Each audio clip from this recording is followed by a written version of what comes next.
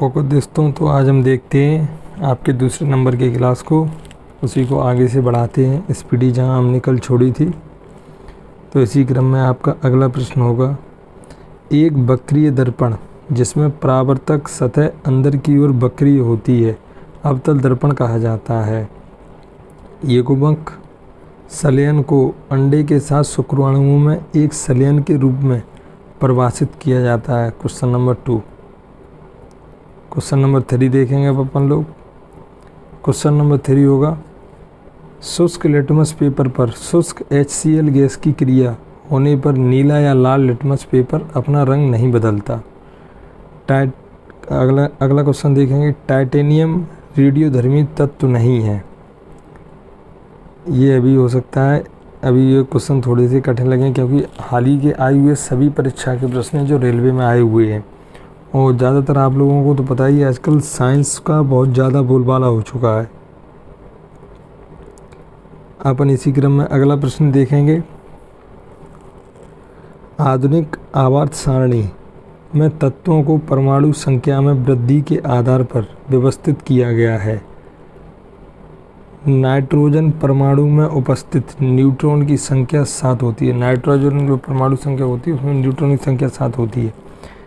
अगला प्रश्न, विद्युत प्रवाह को मापने के लिए एमीटर यंत्र का प्रयोग किया जाता है। ये भी प्रश्न ज़्यादातर पूछा ही जाता है, कहीं माप तोल के बारे में पूछा जाए तो ये प्रश्न जरूर ही आता है।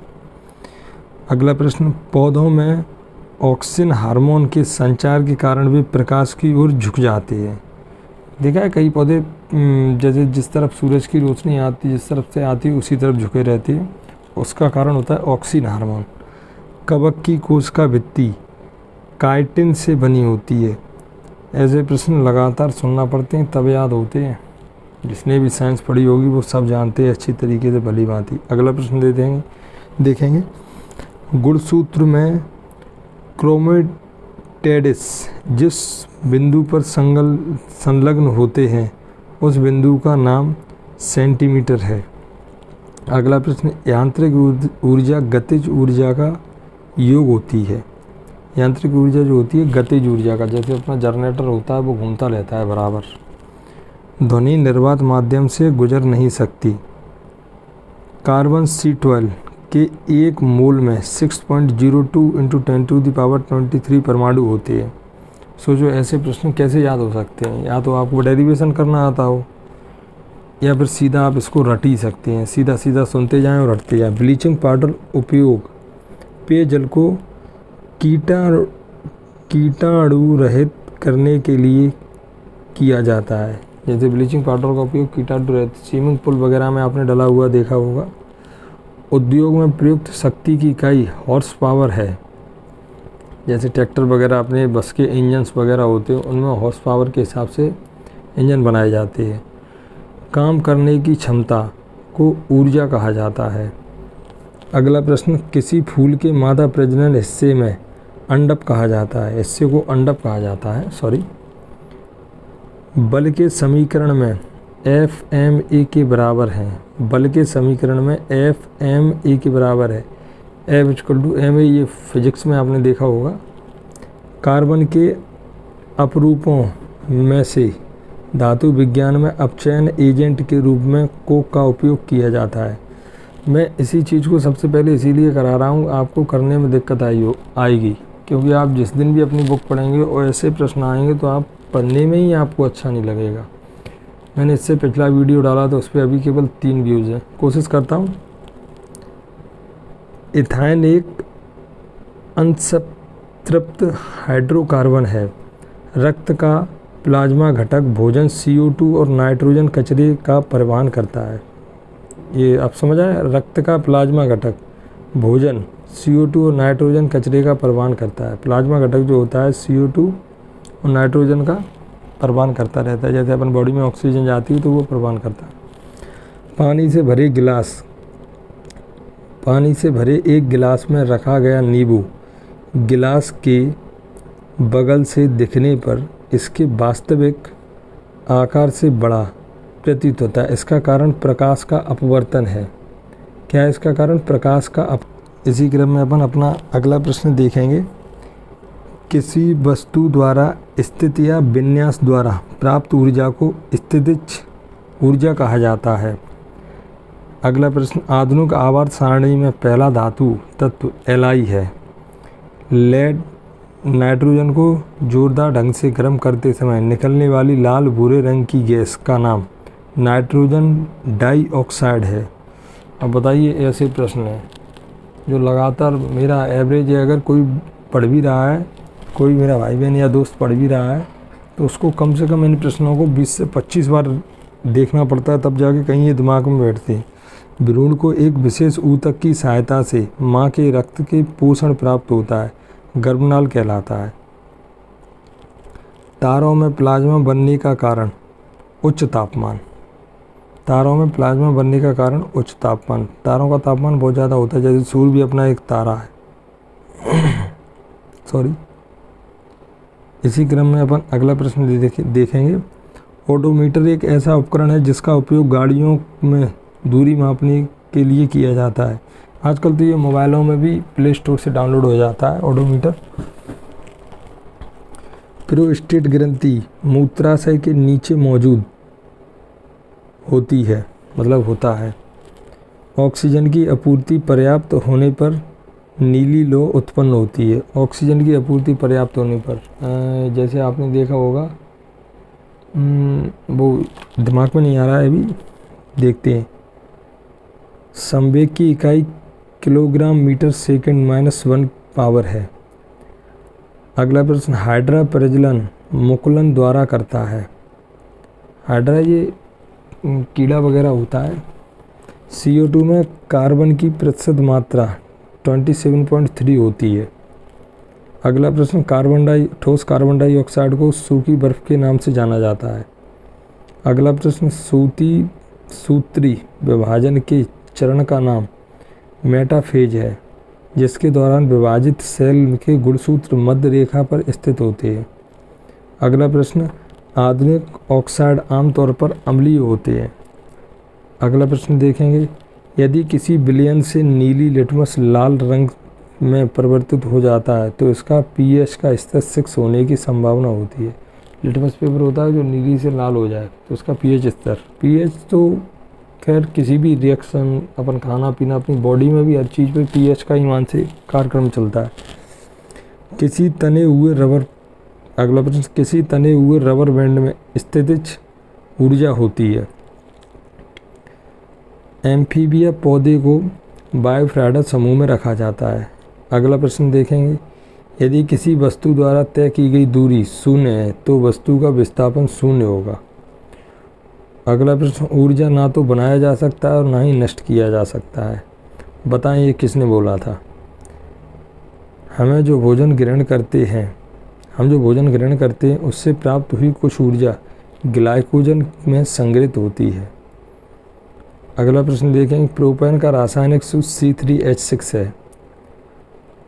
अगला प्रश्न, सोडियम हाइड्रोजन कार्बोनेट के गर्म होने पर कार्बन डाइऑक्साइड गैस छूटती है। सोडियम हाइड्रोजन कार्बोनेट के गर्म होने पर कार्बन डाइऑक्साइड गैस निकलती है।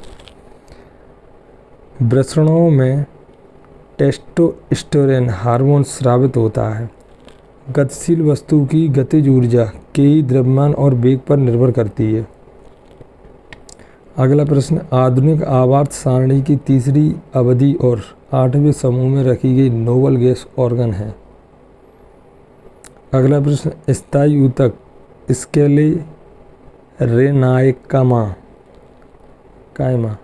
स्क्लेरेनाकायमा एक पौधे को कठोर और मजबूत बनाया जाता है। ये तो प्रश्न था, जिसका लग गया उसका लग गया। इसका नाम ही याद रखना आपके लिए, अगर ये थोड़ा सा भी घुमा दिया तो समझ लो दिमाग से गया। अगला प्रश्न, किसी एकल आवृत्ति की आवाज़ को टोन कहा जाता है। और फिर सभी लोग जानते भी हैं टोन किससे कहा जाता है। अगला प्रश्न देखेंगे, प्रजनन के लिए फूलों में आवश्यक अंग पुंकेसर और स्त्रीकेसर है। अगला प्रश्न, एक शुष्क सेल में ऊर्जा रासायनिक ऊर्जा के रूप में संग्रहित होती है, केमिकल वगैरह। 1 वाट 1 जूल प्रति सेकंड के बराबर होता है। तत्वों को उनके परमाणु द्रव्यमान के आधार पर वर्गीकृत करने का श्रेय डेमेत्री मेंडेलीव को कहा जाता है। आधुनिक आवर्त सारणी में धातुओं को बाईं ओर रखा गया है। अगला प्रश्न देखेंगे, किसी परिपथ में विद्युत प्रवाह इलेक्ट्रॉन की गति के द्वारा संभव होता है। गतिज ऊर्जा 1/2 mv² के बराबर होता है। अगला देखेंगे, थोड़े से ही और, विटामिन के की कमी के कारण अत्यधिक खून बहने लगता है। वायु का निरपेक्ष अपवर्तक सूचकांक 1.0003 है। अगला प्रश्न, सोडियम के क्लोरीन तक आधुनिक गुण बढ़ता है। 1 नैनोमीटर 10⁹ मीटर के बराबर होता है। ऐसे प्रश्नों को देखना पड़ता है और ये परीक्षा में सीधे रखे हुए मिल जाते हैं। अगर आपने वीडियो के माध्यम से या किताब के माध्यम से 2-4 बार देखा है तो ऑप्शन आने पर ये आपको समझ में आ जाती है ये क्या आंसर था इनका। बैग में देखो ऐसा है, कोई पूरा पढ़ाता है तो पूरा कोई स्टोर करके नहीं रख सकता है, लेकिन जो है कुछ स्टोर हो जाता है, उसमें से ही कुछ मिल जाता है अपन को, और कुछ भगवान अपना साथ दे देता है, उसी से सिलेक्शन होता है। ऐसा कोई भी स्टूडेंट दुनिया में अभी तक नहीं कि वो 100% बोल दे मेरा हो जाएगा और परीक्षा उसी के हिसाब से चले, ऐसा नहीं। और आजकल तो ऑनलाइन परीक्षा आती है तो पता नहीं है पेपर में क्या आ जाए। ध्वनि आंतरिक लहर है। अगला प्रश्न देखेंगे अपन लोग, यदि कोई वस्तु वृत्ताकार पथ में घुमाई जाती है तो उस पर किया गया कार्य शून्य है। अगला प्रश्न देखेंगे, गतिशील जीवाणु कोशिका को नर युग्मक कहा जाता है। दोस्तों आपका थोड़ा सहयोग भी चाहिए, वीडियो को लाइक भी करना जो भी देखते इसे, और चैनल को सब्सक्राइब भी कर लेना। पौधे को बौनापन जिबरेलिनस अम्ल के उपचार द्वारा नियंत्रित किया जा सकता है। एल्युमिनियम की परमाणुकता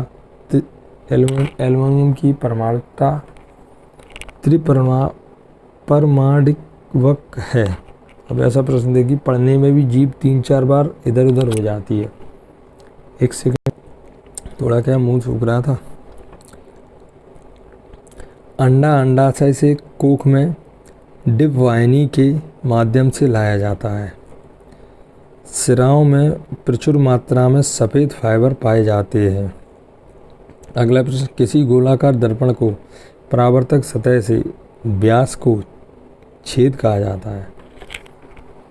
किसी गोलाकार दर्पण के परावर्तक सतह के व्यास को छेद कहा जाता है। अलग ही खाने का नमक NaCl एक मजबूत अम्ल और एक मजबूत क्षार से बना होता है। एक फूल के प्रजनन का भाग पुंकेसर और आगे ये वही प्रश्न है जो अपन ने देखा था, और ये उसी दिन की किसी दूसरी शिफ्ट में आ गया है। बस ऐसा होता है। 20 परमाणु संख्या वाला एक तत्व एक क्षारीय ऑक्साइड उत्पन्न करेगा। नाइट्रोजन के N2O ऑक्साइड को लाफिंग गैस के रूप में जाना जाता है। नाइट्रोजन के N2O ऑक्साइड को लाफिंग गैस के रूप में जाना जाता है। मानव शरीर का pH स्तर 7 से 7.8 होता है। अगला प्रश्न, विद्युत प्रवाह की अंतर्राष्ट्रीय मानक इकाई एम्पियर है। न्यूलैंड्स के आवर्त वर्गीकरण में 10वां तत्व तीसरा के जैसा दिखता है। न्यूलैंड्स के आवर्ती वर्गीकरण में 10वां तत्व तीसरे के जैसा दिखता है। जीन आनुवंशिक सामग्री के वाहक हैं। जीवन की उत्पत्ति के बारे में ओपेरिन का सिद्धांत रासायनिक विकास के संबंधित है। अगला प्रश्न देखेंगे, प्रजातियों की व्यक्तिगत संख्या को बनाए रखने और उनके विलोपन को रोकने के लिए प्रजनन आवश्यक है। अगला प्रश्न, ध्वनि की दृढ़ता को दोहराए प्रतिबिंब का परिणाम होता है, इसे प्रतिध्वनि कहा जाता है। अगला प्रश्न देखेंगे, प्रकाश का क्वांटम सिद्धांत प्लैंक द्वारा प्रदान किया जाता है। सबसे कठोर प्राकृतिक पदार्थ हीरा है। आधुनिक आवर्त सारणी में एक टेढ़ी मेढ़ी रेखा धातुओं की अधातुओं से अलग करती है। हड्डी मनुष्य की एक संयोजी ऊतक के रूप में जाना जाता है। बस आज के लिए दोस्तों यहीं पर रहेगा। और थैंक यू दोस्तों। अगर वीडियो थोड़ा सा भी अच्छा लगे, हो सकता है कोई कमियां काफ़ी होंगी, थोड़ी सी नहीं ज़्यादातर कमियां ही होंगी, वो हमें बताइए। और चैनल को सब्सक्राइब भी करिए। मैं क्या ये पहला या दूसरा वीडियो है मेरा, तो शुरुआत करने में सबको थोड़ी दिक्कत आती है। और वीडियो देखने के लिए बहुत बहुत धन्यवाद। लाइक करिए, चैनल को सब्सक्राइब